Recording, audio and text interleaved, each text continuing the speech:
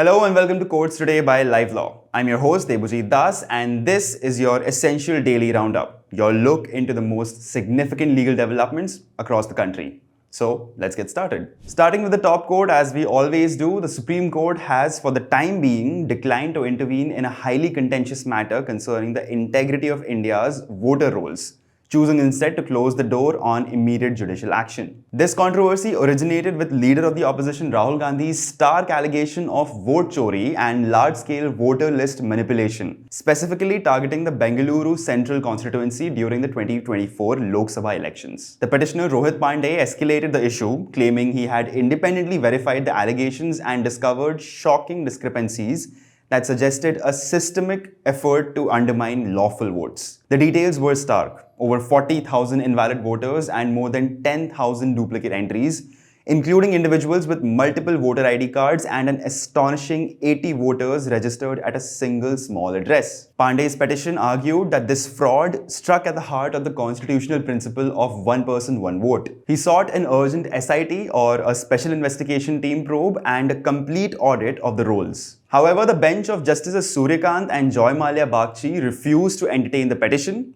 firmly directing the petitioner to pursue before the Election Commission. Crucially, the court held this line even after the petitioner pointed out that the Election Commission had already ignored his initial representation, declining to set any deadline for the ECI's response. Next, we saw the Supreme Court deliver a scathing criticism of the Madras High Court in a case concerning the tragic Karur stampede. The controversy arose when a single judge of the High Court's Chennai bench, while hearing a petition primarily seeking a standard operating procedure for rallies, drastically expanded the scope. The judge ordered an SIT probe into the stampede. The Supreme Court, comprised of Justices J.K. Maheshwari and N.V. Anjaria, slammed this move as demonstrating a lack of sensitivity and propriety. The judges questioned how the Chennai bench could order an SIT when the incident occurred in Karur, under the Madurai bench's jurisdiction, and especially when the Madurai division bench had already refused a CBI probe on the very same day. Even more critically, the High Court judge passed adverse remarks against actor Vijay and his party Tamilaga Vetri Kadagam, alleging they abandoned the site and showed no remorse,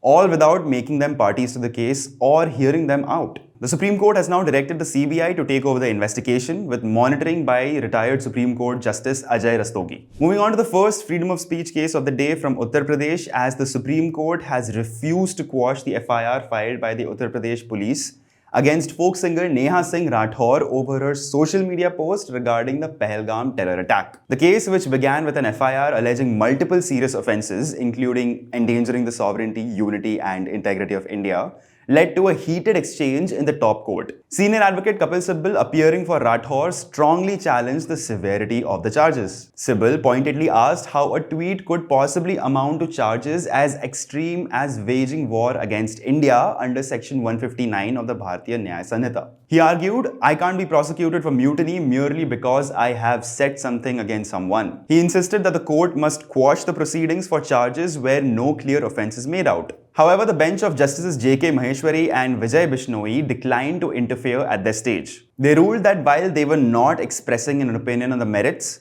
Rathore must face trial and can challenge the framing of these serious charges such as waging war later before the trial court. And next we have our second freedom of speech matter from Uttar Pradesh. The FIR lodged against Dr. Madhuri Kakoti, a Lucknow University assistant professor known by her online alias Dr. Medusa. The charges stemmed from social media posts she allegedly made following the Pahalgam terror attack. The initial FIR cast a wide net, encompassing severe allegations such as endangering the sovereignty and unity of India under Section 152 of BNS, and even accusations of planning riots. However, the Uttar Pradesh government has since provided a major update to the Allahabad High Court, stating that the most serious charges have been dropped. Specifically, the government has removed the offence related to the endangering the sovereignty, unity and integrity of India, that is Section 152 as mentioned before, and several others, including charges under the IT Act from the impending charge sheet. The case is now proceeding solely under two sections of the Bharatiya Nyaya Sanhita, Section 352, that is intentional insult, and Section 302, wounding religious feelings.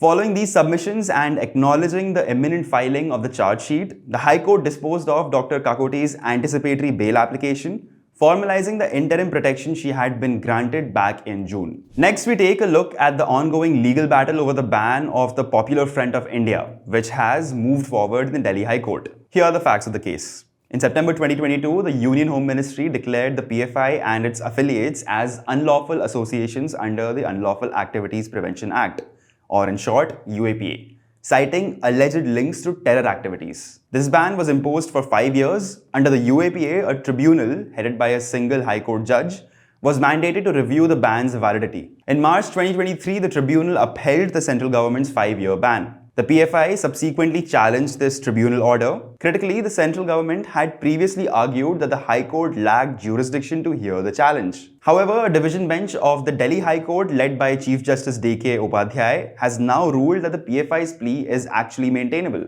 The court declared it has the jurisdiction under Article 226 to hear the petition against the UAPA tribunal's order, effectively issuing notice to the centre and setting the stage for a full review of the ban's confirmation. Moving our focus away from the north slightly, as the Odisha High Court has delivered a scathing condemnation of the State Information Commission, labelling its conduct as the apathy of the highest order in a case involving bureaucratic stonewalling under the RTI Act. The case dates back to 2017 when a petitioner, Hemant Nayak, sought status information on a representation he made regarding illegal encroachers in his village. When he filed an RTI application, the Public Information Officer initially claimed the representation was not available. Bafflingly, in the subsequent appeal, the state authorities and the commission claimed a point-wise reply had already been furnished. The bench of Justice Narsingh was astonished by this patent contradictory stand, stating that the commission mechanically accepted the stand of the state authorities. The judge forcefully observed that such actions allow officialdom and red tapeism to render the RTI Act a dead letter,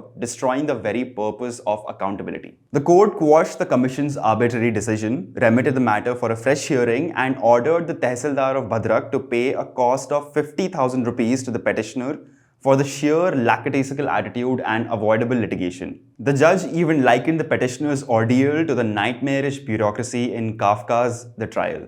Next, in an important update, the Bombay High Court has stepped in to protect actor Suniel Shetty from the growing threat of AI deepfakes and unauthorized endorsements. Granting immediate ad interim relief, Justice R.F. Doctor issued strong words condemning the exploitation as a lethal combination of a depraved mind and the misuse of technology. The judge emphasized that the unauthorized creation of deepfake images constitutes a grave infringement not only of the actor's personality rights but also of his right to live with dignity under Article 21 of the Constitution. The court categorically barred the misuse of Shetty's name, image, voice, and likeness, including through AI-generated content, that is deepfake videos and voice clones, and ordered social media platforms like Meta and X Corp to immediately take down the infringing content. And finally, we saw the Madhya Pradesh High Court fiercely criticizing the state government for the neglect of Jabalpur's flight connectivity and asking, why spend 500 crores if no flights? A division bench of Chief Justice Sanjeev Sachdeva and Justice Vinay Saraf slammed the state after noting that despite the massive upgrade to Jabalpur Airport, many flights have been discontinued. The judges angrily contrasted Jabalpur's connectivity to smaller cities, asking, it got lesser flights than Rewa. Why did you spend all this money? The court had previously called in Indigo Airlines, the only current operator, for suggestions. While the airline proposed 2 additional daytime flights starting in November, the judges remained unconvinced. They noted that the proposed timing would not cater to business travelers and suggested, make one morning and one in the evening that will cater to all, including tourists. The court has now mandated a joint meeting of all stakeholders to urgently address the flight timings and connectivity issues, ensuring the investment is not wasted. That brings us to the end of another daily deep dive. Thank you for joining me as we broke down the judgments and developments from the day. I'll be back tomorrow with more from the world of law. Until then, stay tuned to all our socials to stay updated with everything that is law.